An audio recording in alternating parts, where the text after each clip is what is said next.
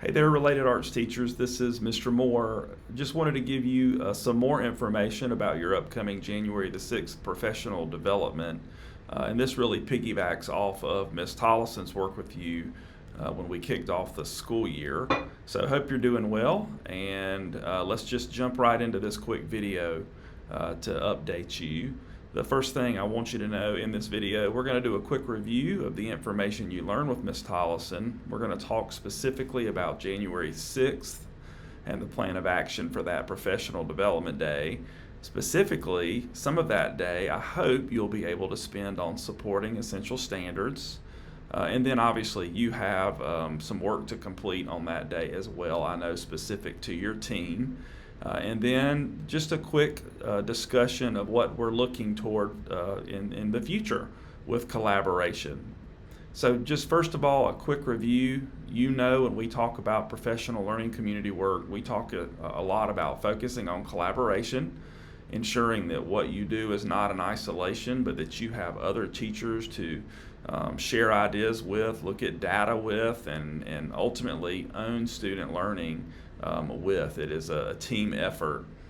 We also focus on learning. We believe that we want students learning, obviously, but we are able to accomplish that when the adults in the building are learning and getting better. And so we want to learn, and we want to focus on learning, not just teaching, but whether or not our students actually learned what we taught. And then we do that through a results orientation where we look at data from formative assessments, summative assessments, and we actually use that data to make informed decisions.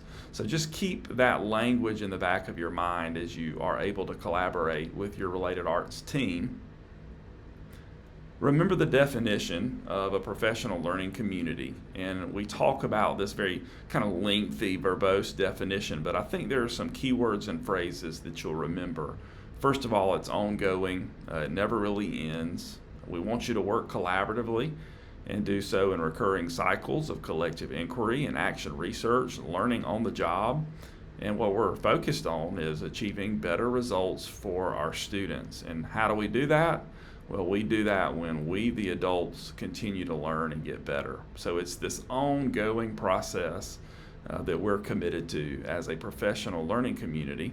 And I want to remind you, because you'll hear this sometimes, and it's really a misuse of the word. We're not talking about an initiative or a program. It's not a book study or just common planning time. Those things have been around for a long time. It's not just a meeting, and it's not a one-time professional learning event like January the 6th. We really, as a building, as a district, are a professional learning community. It's not a verb, it's really a noun, and it emphasizes our culture in ASD1. And then there are 4 questions, and these 4 questions can guide us in our work as a collaborative team. The first is, what do we want our students to learn? So we have to be very clear and outline what do we want students to know and learn and master. And then from there, well, we need to be able to ensure that those students have learned it, and so we have to assess that. And it doesn't always have to be a large assessment. We want a formative assessment, a quick check, an exit ticket, ways to quickly learn whether or not our students have mastered what we said was important. And then when we have that, then we're going to have some students that have already learned it, and so we're going to have to respond to those students. You know, how do we extend their learning when they already know the material? And then, of course, we're going to have students that didn't learn it. They're going to need remediation. They're going to need assistance. They're going to need more opportunities from the teacher to be able to master that content. So just remember those 4 questions that drive the work, and that should drive what you do as a collaborative team. And I love this quote, and it kind of segues into our work. Remember, I guess the most important part of that definition that I want to highlight is that the whole key to this is that we want the adults in the building to continue to learn right alongside their students. And that's really what I think is so great about professional learning community work, and why it matches so well with ASD1 is that we have educators that are committed to that, to continuously getting better for our students. So what does January the 6th look like? Well, Here's a quick outline. You see the times there. You certainly have time for lunch on your own. You guys can decide what to do with that, and I hope you enjoy it. You certainly deserve it. And then what I want you to think about, you talked with Ms. Tollison about establishing collaborative team structures, for instance, norms, roles, how you're going to do things when you meet together. So I hope you'll continue that work, and then we're going to talk about supporting essential standards in just a moment. And then when you're done with that, I want you to focus on those other kind of content-specific, team-specific needs. I know music teachers have spring sing, for instance. PE teachers have their Olympic Games that are coming up. So that is meant for you to be able to utilize the rest of that time to really support your needs. So let's quickly review norms, roles, consensus, and then agendas. These are things we'd love for you to continue to develop with your related arts collaborative team. So norms, how are you going to behave to ensure that it's a productive time together? You know that all of our collaborative teams in Anderson 1 have norms. They read them at the beginning and at the end of their time together to ensure that they are on track. Then roles, we might have a timekeeper. We might have a facilitator that leads the work. We might have someone who is in charge of helping us celebrate or get back on track. Whatever those roles that you think would be beneficial for your team, we want you to think about those and establish those. And then sometimes you're going to make difficult decisions or not all agree, so you want to be able to find consensus to move on. You don't want your collaborative team meeting to go on and on and on forever and then not come to some sort of solution and move forward. And then, build an agenda. How can you organize the work in such a way to help you be productive? So just some things to help you get started on January the 6th. You might consider these 4 ideas. So here is an example of norms. This is a 5th grade team and how they have really spent time thinking about how are we going to behave when we get together to ensure the best possible outcome. Here are some roles. These are just examples. You don't have to adhere to these, but obviously you have team members that would excel in these ways, these areas. So consider that and establish that for your collaborative team. Remember that with consensus, we talked about a fist of 5 or a 0 through 5, meaning when you have to make a decision, you want to ensure that everyone on your team has been heard and had the opportunity to share their thoughts. But then at the end, you want the will of the group to be evident. And so you might hold up a fist of 5 to make a decision, and if everybody's got a 5, then that means, hey, everybody's on board completely.